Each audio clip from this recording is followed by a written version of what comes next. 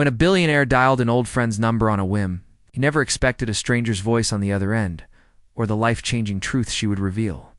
Daniel Mercer had everything most people only dreamed of: a private jet, a mansion on a hill, a net worth that made headlines, and a name known in every major tech hub across the world. But none of that mattered on this quiet Saturday morning. The sun was barely up, and the city outside his window was still asleep. Inside his home office, Daniel sat alone, surrounded by boxes filled with old books, broken gadgets, and forgotten memories. He wasn't looking for anything specific. He was just cleaning out the attic, trying to make space for new things, maybe even a new beginning. As he flipped through a dusty notebook, something caught his eye. It was a small, faded piece of paper tucked between the pages. On it were scribbled phone numbers, some crossed out, some smudged beyond recognition. But one number stood out like a whisper from the past. His fingers paused over it. He remembered writing that number years ago, during high school. When life was simpler, and friendships felt like they would last forever, the name next to it brought back a flood of memories. Marcus Johnson, his best friend, his brother from another mother. They had been inseparable once, sitting together at lunch, walking home after school, dreaming about the future. Back then, they didn't care about money or fame. All they cared about was making it out of their neighborhood and proving everyone wrong, who said they wouldn't amount to much. Marcus was the kind of person who always believed in others before they believed in themselves. He had seen something in Daniel early on, a spark, a drive, and never let him forget it. Even when Daniel doubted himself, Marcus was there, pushing him forward, reminding him that he could be more than what the world expected of him. But somewhere along the way, life got busy. College came, then jobs, then startups, then success. Phone calls became rare, texts turned into silence, and eventually, Marcus disappeared from Daniel's life, like so many others. He told himself he'd call again someday, that he'd catch up when things slowed down. But time had a funny way of speeding up when you weren't paying attention. Now, staring at that old number, Daniel felt something shift inside him. A sense of longing, regret, curiosity, without thinking too much about it. He picked up his phone, typed in the number, and hit call. It rang once, then twice. And then, to his surprise, someone actually answered. A soft voice came through the speaker. "Hello?" Daniel blinked. He hadn't expected anyone to pick up. After all, it had been more than 20 years since he'd last used that number. "Hi," he said, unsure of how to explain why he was calling. "I'm looking for Marcus Johnson." There was a pause on the other end. Then the voice replied, "This is Kayla. Marcus was my father. He passed away 2 years ago." Ah! Daniel froze. The room suddenly felt smaller, the air heavier. He hadn't expected that. Not at all. I'm sorry to hear that, he managed to say. Though the words felt empty compared to the weight of what he was feeling, Kayla's tone softened. "He talked about you sometimes," she said. "Said you were like family." Daniel swallowed. Hard. He wanted to ask more, but his throat felt tight. Instead, he listened as Kayla continued. "He kept your old stuff, your notebook, some photos. He always said if you ever called, he wanted me to tell you something." "What?" Daniel asked quietly. "That you were the brother he never had," she said, "and that he never stopped believing in you." Those words hit harder than Daniel expected. He sat there, phone pressed to his ear, heart pounding, eyes stinging. He realized in that moment that he had lost more than just a friend. He had lost a part of himself, and now it seemed he might have a chance to find it again. Daniel didn't hang up right away. He stood there, phone pressed to his ear, trying to wrap his head around what Kayla had just said. His throat felt dry, and his heart was beating faster than usual. He wanted to say something meaningful, something that would explain why he hadn't called sooner, why he hadn't been there when Marcus needed him most. But nothing came out except a quiet, "Thank you," Kayla responded gently. "You sound like someone who really meant a lot to him." Daniel took a deep breath. "I hope I did," he said, more to himself than to her. "We were close once. Closer than brothers, I guess. But life got in the way." There was silence on the other end for a moment. Then Kayla asked, "Do you want to know what happened? What his life was like after high school?" Daniel blinked. The question caught him off guard, but the truth was, he did want to know. He wanted to understand how the person who used to sit beside him in class, cracking jokes and dreaming about building their own tech company one day, had ended up so far away from him, and how he'd missed it all. "Yes," Daniel said. "I think I do." Kayla cleared her throat softly. "Okay, let me start from the beginning." She told Daniel how after high school, Marcus stayed in Atlanta while Daniel went off to college in another state. At first they kept in touch, calling every now and then, sending texts, even mailing letters during exam breaks. But as time passed, the calls became less frequent. Texts turned into voicemails. Voicemails turned into silence. Marcus had tried reaching out many times, Kayla explained. He had sent birthday cards, left messages, even showed up at Daniel's old dorm once during spring break, hoping to surprise him. But Daniel wasn't there. He was busy with internships, meetings, networking events, things that seemed important. "Back then, I found some of those messages in his drawer," Kayla said. "He saved them, all of them, even the ones you never replied to." Daniel closed his eyes. He could feel guilt pressing down on his chest like a heavy weight. "Your dad must have been an amazing man," Daniel said quietly. "He was," Kayla replied. "He worked hard. He never gave up. He always believed in people, even when they forgot about him." She told Daniel how Marcus had taken jobs at local repair shops after school, fixing computers and phones to help support his younger siblings. He dreamed of going to college, but money was tight, and his parents couldn't afford it. Still, he didn't complain. He found ways to learn on his own, borrowing books from the library, watching online lectures, practicing coding late at night after work. He built websites for small businesses, Kayla said, and he helped kids in the neighborhood learn how to use computers. People loved him for that. Daniel listened closely, hanging on to every word. It hurt to hear how much Marcus had done without ever giving up, while he had everything handed to him and still let go of the one person who truly believed in him. Then Kayla's voice dropped slightly. "But 5 years ago he started getting sick. It was cancer. He fought it for 2 years. He stayed strong through it all." Your Daniel swallowed hard. "Did he talk about me a lot?" Kayla nodded, even though he couldn't see her. "Yes. Especially near the end. He used to tell me stories about you. How smart you were. How funny. How he knew you'd be successful one day." Daniel felt tears welling up in his eyes. "What did he say exactly?" Kayla paused before speaking again. "Said if Danny ever comes back, make sure he knows I never stopped being proud of him." The words hit Daniel like a wave. He sat down slowly, the phone still in his hand, his mind racing. He thought about all the moments he could have picked up the phone, all the times he could have made the effort. And now it was too late. "I should have been there," he whispered. "I should have known."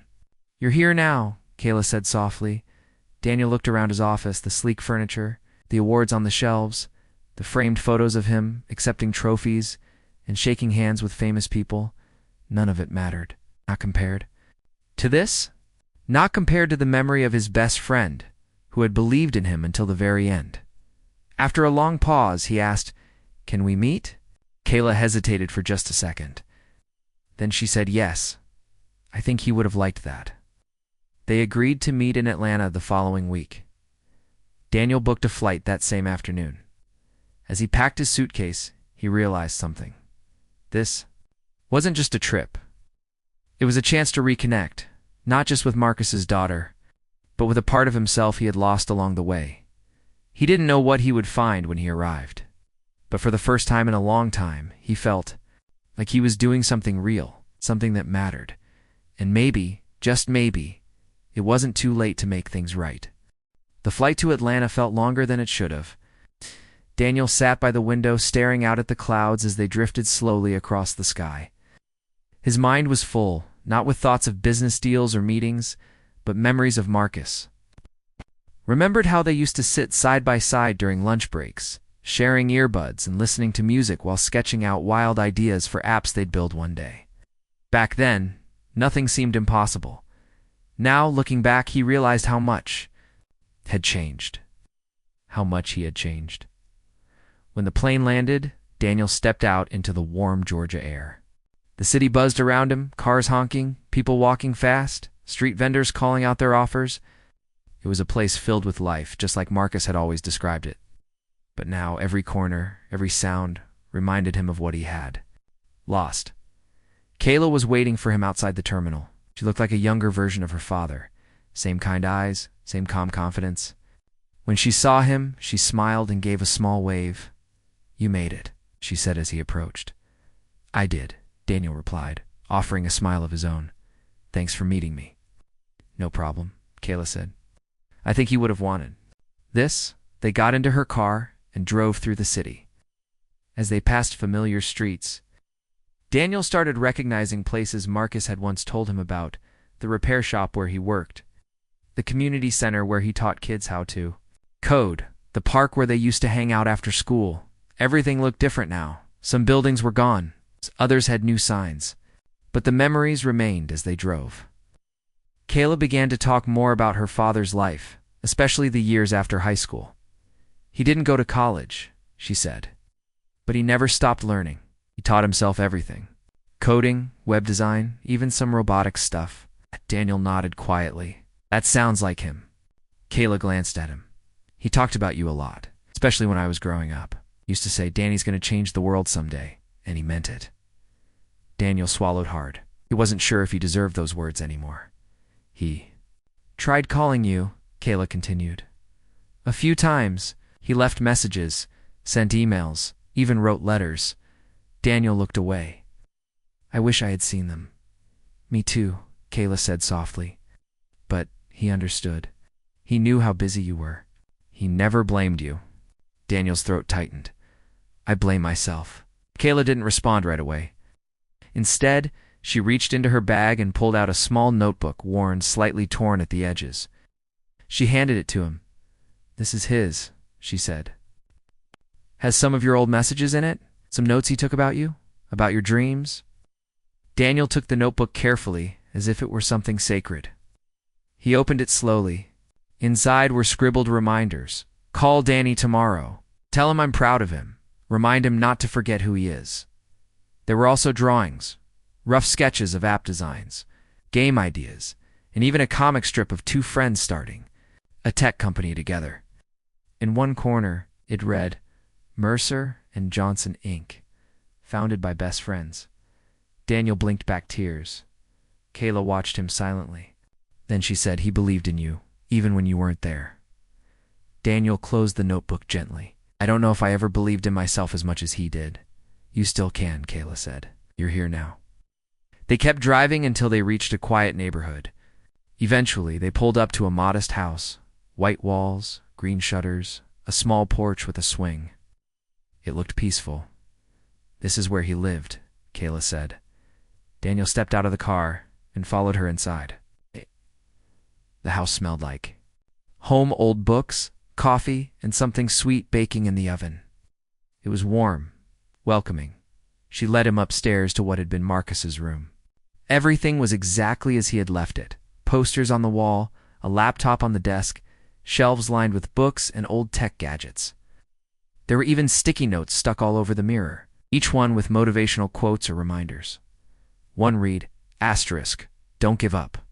You'll make it. Just keep going." Another, "Tell Danny I believe in him." Asterisk. Daniel walked around the room slowly, touching things lightly. A mouse pad with a cartoon drawing of them both, a framed photo of them at graduation, a mug that said, "World's best programmer almost." He picked up the photo and stared at it. They looked so young, so full of hope.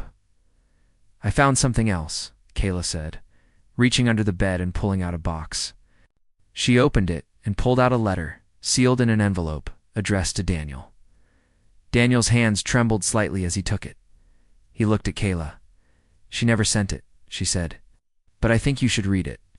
Daniel nodded and carefully opened the envelope. The handwriting was familiar, messy, confident, unmistakably Marcus. He began reading. Asterisk. "Hey, Danny. Asterisk, asterisk.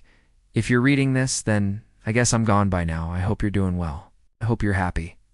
I hope you remember who you are. Asterisk, asterisk. I've been thinking a lot lately. About us. About the road we took.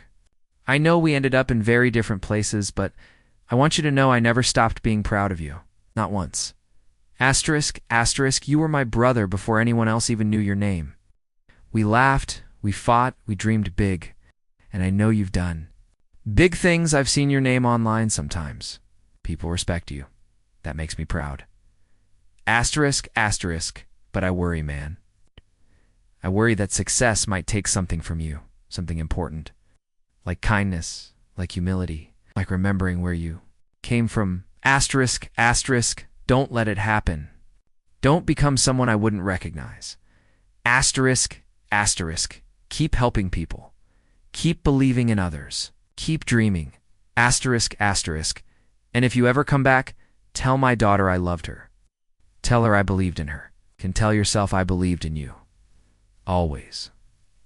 Marcus asterisk. Daniel. Couldn't hold back the tears. He read the letter again and again, each time feeling something shift inside him.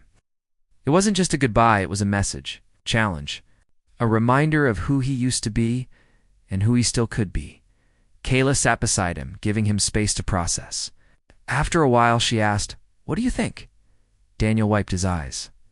I think I forgot who I was for a long time. Caught up in money, fame, power. I lost sight of the things that really mattered. Kayla smiled gently, and maybe this is your chance to get them back. Daniel looked around the room at the books, the notes, the memories. At the life of a man who had believed in him when he didn't believe in himself. He stood up slowly. I want to honor him. I want to do something real. Kayla tilted her head, like what? Daniel thought for a moment. Then he said, I want to start a foundation for kids like you, kids like us, who need a chance, a mentor, a friend. Kayla's eyes lit up. You mean it? I do, Daniel said firmly.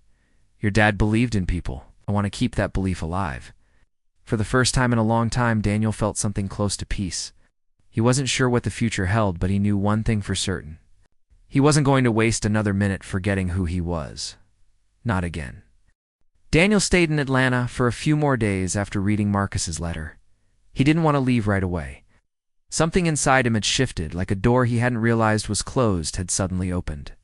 He wanted to feel the change. Let it settle deep in his heart before going back to the fast-moving world he'd built for himself. During those days, Kayla showed him around the neighborhood where Marcus had grown up. They walked through the same streets they used to run on as kids, passed by the small repair shop where Marcus first started fixing computers, and visited the community center where he used to teach young people how to code. As they walked, Kayla shared more stories about her father, how he never turned anyone away who needed help, how he gave free lessons to kids who couldn't afford classes, and how he always made time to listen when someone was struggling. He didn't have much. Kayla said one afternoon as they sat on the steps of an old basketball court, but he gave everything he had. Daniel nodded slowly, staring at the cracked pavement beneath his feet. He believed in me even when I stopped believing in myself. Kayla looked at him with soft eyes. Maybe now you can believe in others, the way he did. Daniel didn't answer right away, just sat there, letting the words sink in. Later that evening, they returned to Marcus's house. Daniel picked up the notebook again, flipping through the pages filled with dreams, ideas, and reminders. He saw sketches of apps they had once imagined together, notes about startups, and even a comic strip where two best friends built a tech empire from scratch. It hit him hard, all the things they had talked about doing, all the plans they had made, and how only one of them had gotten the chance to see any of it come true. That night, Daniel barely slept. His mind was full of thoughts, memories, and something else, a growing sense of purpose. He had spent years building a company, making money, gaining influence, but none of it felt as meaningful as what Marcus had done with his life, helping others, lifting people up, believing in them. The next morning, over coffee in the kitchen, Daniel turned to Kayla and asked, "Do you think your dad would have supported what I'm thinking?" Kayla raised an eyebrow. What are you thinking? Daniel took a deep breath. I want to build something in his name, a foundation. For kids who don't have the same opportunities I did. Kids who need someone to believe in them. Kayla smiled slightly. You mean like a school or something? Not exactly, Daniel said. More like a mentorship program. Tech workshops, coding classes, maybe even scholarships. I want to give kids a chance to learn, grow, and dream big, just like we did. Kayla's eyes lit up. That sounds amazing. Daniel leaned forward. And I want you to help me. You know this place better than anyone. You knew Marcus better than anyone. If we're going to do this right, I need you. For a moment, Kayla didn't say anything. She just looked at him, really looked at him like she was trying to see if he truly meant it. Then she nodded. Okay, let's do it. From that day on, things began to move quickly. Daniel flew back to his home city but didn't return to his usual routine. Instead, he put his other projects on hold and focused entirely on the new idea. A team of educators, designers, and outreach workers.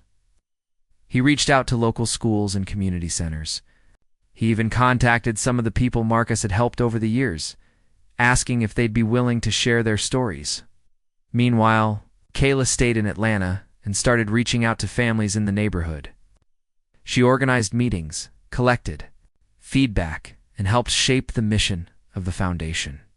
Together, they named it the Marcus Johnson Foundation, honoring the man whose belief in others had sparked it all. As the weeks passed, Daniel found himself smiling more often. He wasn't chasing deals or headlines anymore. He was building something real, something that mattered. And for the first time in a long time, he felt like he was doing something for the right reasons. One day, while reviewing plans for the first tech lab they were setting up in Marcus's hometown, Daniel received a message from Kayla. It was a photo, a group of kids sitting in a classroom, eyes wide with excitement as they held tablets and listened to a volunteer teacher. Underneath, she wrote, *, they're already dreaming big. *, Daniel stared at the screen, a lump forming in his throat. He replied with a simple message. * Marcus would have loved this. *, a few weeks later, Daniel returned to Atlanta for the official launch of the foundation. The event was held at the same community center where Marcus had taught so many students. The room was filled with parents, teachers, and children eager to learn. There were volunteers handing out books, laptops being set up, and bright posters hanging on the walls with messages like believe in yourself and * dream big. * Daniel stood near the front, watching everything unfold. He saw Kayla talking to a group of teenagers, laughing and explaining how the program would work. He saw younger kids playing with robots and typing on keyboards, their faces lighting up with curiosity. And then, standing beside the stage, was a framed photo of Marcus, smiling, confident, proud. Daniel walked up to it and gently touched the frame. "I hope this is what you wanted," he whispered. Behind him, Kayla joined him quietly. She placed a hand on his shoulder. "He'd be so proud of you," she said. Daniel turned to her and smiled. "We did this together." "No," Kayla corrected softly. "You did this for him, and for everyone he ever believed in." Daniel looked around the room again. He saw futures being shaped, possibilities opening up, and lives beginning to change. And he knew this was just the beginning. He had spent most of his life chasing success. The years passed quietly, but powerfully. The Marcus Johnson Foundation grew faster than Daniel had ever imagined. What started as a small tech lab in one community center became a movement, spreading across cities, reaching thousands of young people who had once believed they didn't have a chance. There were now learning centers in Atlanta, Chicago, Detroit, and even overseas. Kids who used to dream only about surviving were now dreaming about becoming engineers, scientists, designers, and entrepreneurs. And every time one of them walked through the doors of a Marcus Johnson tech lab, they found someone waiting for them, ready to believe in them, just like Marcus once did. Daniel traveled often, visiting each new center as it opened. He met students, listened to their stories, and sometimes even taught classes himself. He wasn't just writing checks anymore. He was showing up, being present, living out the message Marcus had left him in that letter, and slowly he began. To feel whole again. Back in his old life, success had been measured in money, fame, and influence. But now, success looked different. It looked like a shy girl named Olea, who built her first app at age 13. It looked like a boy named Elijah who went from fixing broken laptops to winning a scholarship to Stanford. It looked like Kayla, standing on a stage beside Daniel, telling the world how one man's belief had changed everything. Kayla had become more than just Marcus's daughter. She had become Daniel's partner in this mission. She ran the outreach programs, trained mentors, and made sure the foundation stayed true to Marcus's values. When people asked how she and Daniel worked so well together, she always smiled and said, "We're family." And in many ways they were. Over time, Daniel began to spend more and more of his time in Atlanta. He bought a house not far from where Marcus had lived and made sure to keep Marcus's memory alive in everything he did. The foundation wasn't just a project, it was a promise. One afternoon, while walking through the newest tech lab with Kayla, Daniel stopped by a wall covered in sticky notes. Students had written messages, hopes, dreams, thank-yous. One note read, "Asterisk, I thought I couldn't do anything. Now I'm building websites. Thank you." Another said, "This place feels like home." Asterisk and one scribbled in messy handwriting. Simply said, "Asterisk, Mr. Johnson would be proud." Asterisk Daniel stared at that last one for a long time. Kayla stood beside him, reading it too. Then she turned to him and said softly, "He really would have loved this." Daniel nodded. His voice was quiet when he replied, "I think he knew we'd get here." They kept walking, passing rows of students focused on their screens, volunteers, helping with coding lessons, and teachers guiding discussions about the future. It was noisy, full of life, and filled with hope. Later that day, Daniel sat alone in the office, Marcus's old office, now officially part of the foundation. He pulled open a drawer and took out the same notebook Kayla had given him years ago. He flipped through the pages, smiling at the drawings, the notes, the reminders. Then he reached for a pen and added something new. It was just one sentence. Asterisk, "Thank you for believing in me. I'm believing in others now." Asterisk. He closed the notebook gently and placed it back in the drawer. That evening, Daniel and Kayla stood outside the tech lab, watching the sun set over the city. The sky was painted in warm colors, orange, pink, gold, and the air smelled like summer rain. "I never thought we'd come this far," Kayla said. Daniel smiled. "Neither did I." She looked at him. "Do you ever miss your old life?" He thought about it for a moment. He thought about the mansion on the hill, the private jet, the endless meetings and deals. He thought about the loneliness that came with all that success. Then he shook his head. "Not really. I miss some comforts, sure. But I don't miss being lost." Kayla gave him a knowing look. "You're not lost anymore." "No," he agreed. "I'm exactly where I'm supposed to be." A few weeks later, there was a big event at the original community center, the one where it had all started. They called it the Marcus Johnson Legacy Day, and it brought together everyone who had been touched by the foundation. There were speeches, music, food, and a special ribbon-cutting ceremony for the newly built Marcus Johnson Tech Library, a space filled with books, computers, and tools for students to explore science, technology, engineering, and math. Daniel stood on the stage, looking out at the crowd. There were parents holding hands with their children, volunteers wearing T-shirts with Marcus's face on them, dozens of students who had grown up through the program. He cleared his throat and began to speak. "When I first called an old friend's number, I didn't know what I'd find. I thought I was just trying to remember the past. But what I found was something much bigger. I found a reminder of who I used to be and who I still could be." He paused, letting his words settle. "I want to thank every single person here. Today, the students, the teachers, the volunteers, the families, you are proof that belief can change lives, that support can turn dreams into reality. And that legacy doesn't end when someone leaves us. It lives on in what they inspire us to do." He looked toward Kayla, who stood nearby with a group of younger students. She gave him a small smile. "This foundation isn't just about technology or education," Daniel continued. "It's about heart, about connection, about remembering the people who believed in us before we even believed in ourselves. His voice softened. My best friend, Marcus Johnson, believed in me when I needed it most.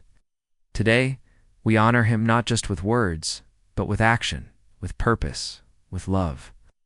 He stepped back from the microphone, and the crowd rose to it, feet clapping, cheering, and crying as the ceremony ended and people began to move around. Daniel walked off the stage and found Kayla waiting for him. You did good, she said. Daniel chuckled. I just told the truth. That's why it mattered. They watched as kids ran through the halls of the new library, touching books, typing on keyboards, laughing with friends. It was a place of possibility, of hope, healing, and for the first time in a long time, Daniel felt peace.